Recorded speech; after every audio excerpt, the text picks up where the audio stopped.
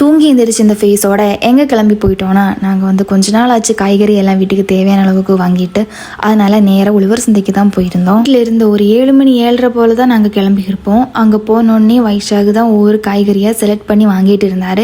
ஏன்னா எனக்கு இந்த மாதிரி காய்கறி எல்லாம் செலக்ட் பண்ணி வாங்க தெரியாது. நாங்கள் சாப்பிட்ற மாதிரி மட்டும் காய்கறி செலக்ட் பண்ணி வாங்கியிருந்தோம். அதுக்கப்புறம் வந்து நிறைய மாங்காய் எல்லாம் வச்சுருந்தாங்க. அங்கேருந்து மாங்காவும் வாங்கிட்டோம். இப்போ வந்தாலும் 3 கட்டு கீரை எப்படியாச்சும் வாங்கிடுவோம். அதெல்லாம் வாங்கிட்டு எனக்கு காளான் பிரியாணி செய்யணும்னு ஆசையாக இருந்துச்சு. போகிற வழியில் அப்படியே காளான் எல்லாம் வாங்கிட்டு வைஷாக்கு லெமன் ஜூஸ் போடுறதுக்கு லெமன் எல்லாம் வாங்கிட்டு அப்படியே கிளம்பிட்டோம்.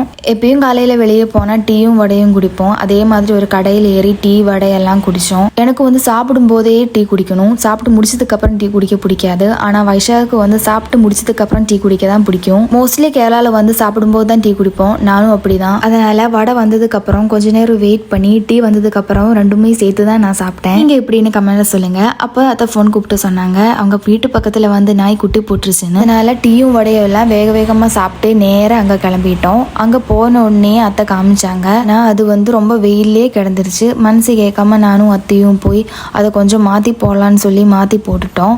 அப்போ தான் வைஷாக் சொன்னாங்க அதுக்கு ஒரு குழி மாதிரி எடுத்து அங்கே போடலான்னு. அதனால சார் நேராக வந்து ஒரு குழி மாதிரி ரெடி பண்ணாங்க. இது நான் வெயிலும் அடிக்காது, ரொம்ப மழையும் வராது. 4 குட்டி என்னமும் இருந்துச்சு. அத்தை ஒவ்வொன்றா எடுத்து உள்ளே போட்டாங்க. அதிலே பார்க்கவே ரொம்ப க்யூட்டாக இருந்தது. இவன் தான். உங்களுக்கு பிடிச்சிருக்கான்னு கமெண்ட்டில் சொல்லுங்கள். அப்போது நெக்ஸ்ட் வீடியோ வர வரைக்கும் பாய்.